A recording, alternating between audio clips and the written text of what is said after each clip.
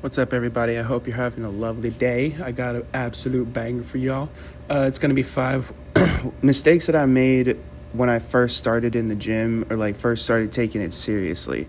Also, this video is sponsored by Driven Fit, as usual. And they got a sale going on right now. It's half off the entire store using code SPRING30. So head over there and check it out. See if you like anything. We got a bunch of pump covers. We got some hats. We got some shorts. We got women's stuff. We got a bunch of stuff. We got hoodies. Dude, the hoodies kind of go hard. I'm not going to lie. The hoodies go hard. The shorts go hard if they're not sold out. The hats do go hard, And the joggers, we got a new set of joggers. I still haven't gotten them yet. I'm kind of broke right now. But, dude, go get them. They're fire. So I really hope you guys enjoy this video. Leave a like if you do, subscribe if you're new, type shit. So, number 1, mistake numero uno is working out full body every single workout. And granted, I used to only go to the gym probably once or twice a week tops. Nowadays I go 5 or 6, but that's because I have a proper split. And I can. Not everything is sore all the fucking time. So, yeah. I used to do full body every single time. My dad and I would go to the gym and we would split up, and because we would split up, I didn't know, I knew kind of what I was doing in the sense of every exercise that I was doing correctly, but I would never do a proper split. So it was just everything all the time. That's not really a good, you can do it that way, but I would much recommend doing a proper split route. My split right now that I'm doing is arms and shoulders, followed by back, followed by chest, followed by legs, followed by extremities. And by extremities, I mean forearms. I include traps in there. I used to put traps in back day, but I switched it because of forearm stuff. And then I'll switch over to abs, and then I'll do calves. And those are the extremities, you feel me? And then I'll take a rest day after that, and then I'll do it again. And that has been working for me, you know what I'm saying? I go 5 or 6 times a week, and that's that. It's goated. You get your BMR way up. I remember when I was still looking back on when I was in high school, there were a lot of days where I would granted I was only eating carbs. I would eat shit. You know what I'm saying? I would eat snacks, so it would be just straight carbs. But I would still technically be in a deficit, and I would not really be, losing any weight, progressively, just because, of my BMR was fucking, not high. I don't know if BMR is the right. It's the, how much you basically work out in a week. Or how much activity your body goes through in a week. That when they say calories in, calories out, that part where you're working out and making sure that you're consistent throughout the week, that's the calories out part. So yeah, try a different split if you're doing full body every time.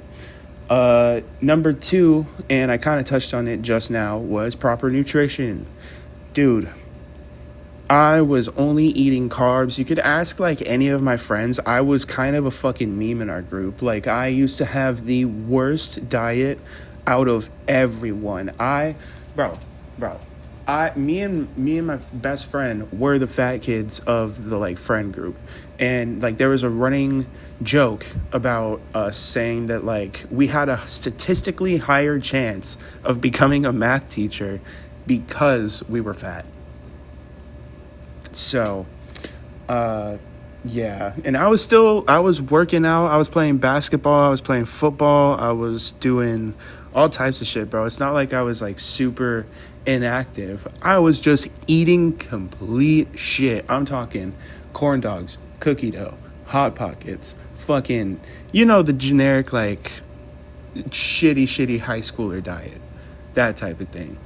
But yeah, so get your protein, focus on quality protein, quality carbs, quality fats. Literally lately, bro, quality fats has been the number one main thing, because I've read in a lot of places that, once you get into a certain type of calorie deficit, you can't get morning wood. This might be TMI, but once I switched to like mono unsaturated fats and like way better fats solely for my calories, I got my morning wood going crazy. And I'm at 2,000 calories as a 6'3", 205-pound dude. So I'm gonna just leave it at that. You feel me? Look up the actual calorie thermodynamic equation thing. You'll find it somewhere, and that's the accurate one. I used to go off of like the 15 times your body weight and then just like go off of that, but that's not too accurate, and especially like it's different with women too. So number 3, that would be switching muscle groups mid-workout. And this is kind of what I meant by the full body thing. I would never, ever, ever get a pump, and I was always wondering, why am I not making gains? The only gains that I see, I'm only going up in how much weight I can lift, but I'm not looking any better. You know what I'm saying? I'm not looking like I'm any stronger. So what the fuck? And the reason for that is because there was no hypertrophy. There was nothing. I would go in there and I would basically just do fluff. Even on there's times where I can get a pump, pretty decent pump from one warm-up set and then 3 or 4 working sets of a chest machine. And I would do that back then, but it just wouldn't work. So I got distracted right here, but the reason that it wouldn't work was because I wasn't able to go to failure, or I was able to go to failure, but I just wasn't, and I was using too light of weights. So go heavy, bruh. If the weight doesn't scare you, you're not doing it right. But yeah, once I started focusing on the split and then just hitting those specific parts, and also focusing on the eccentric, on the way down strictly on bicep curls, that's the main one where I noticed wait a sec, I can get 18-inch biceps in my first year of fucking working out. What the hell? What? And granted, that is on the bulk, that's super carved up and everything, super hydrated. Lately it's just been I got 16-inch biceps on the cut. But yeah, once you start focusing on the pump and actual hypertrophy and going to failure, making sure that you're focusing on the eccentric and actually using the muscle, isolating the muscle, mind-muscle connection, all that type of shit, you start seeing some real gains. Tell you what, especially I started seeing my shoulders go crazy. I started seeing my chest go crazy. I started seeing my biceps go crazy. I started seeing my triceps get a little better. I started seeing my legs get a lot better. That's another thing, dude. My legs, oh my gosh. Yo, I can tell, once I'm a couple years into this, I'm gonna have some fucking Tom Platz level legs, bro. I cannot wait to show you guys. It's gonna be fucking awesome. Literally, even in my first show, it's probably gonna be good.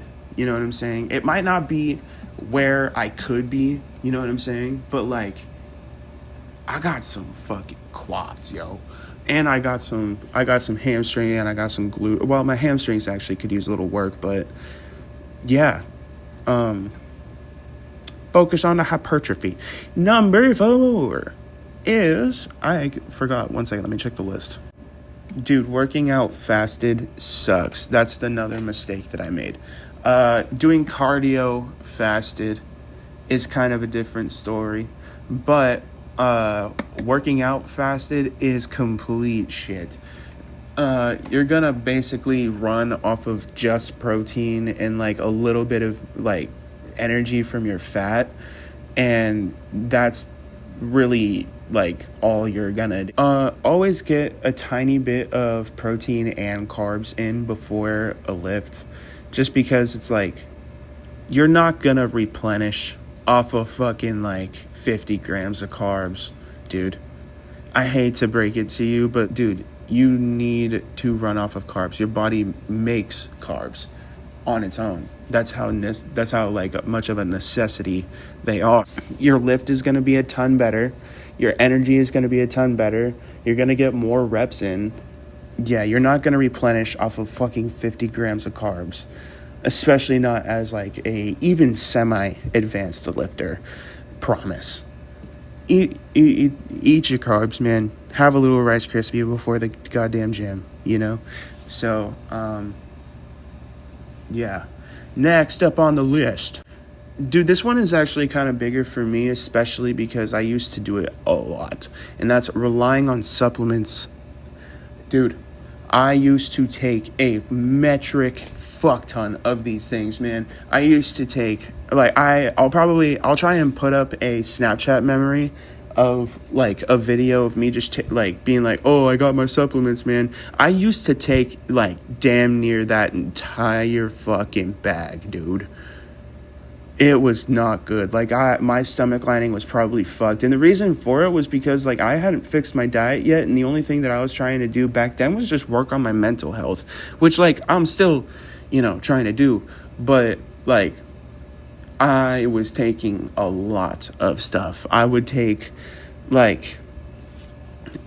GABA supplement. I would take 5-HTP. I would take omega-3, omega-6, omega-9. I would take a multivitamin. I would take vitamin C. I would take acetylcholine. I would take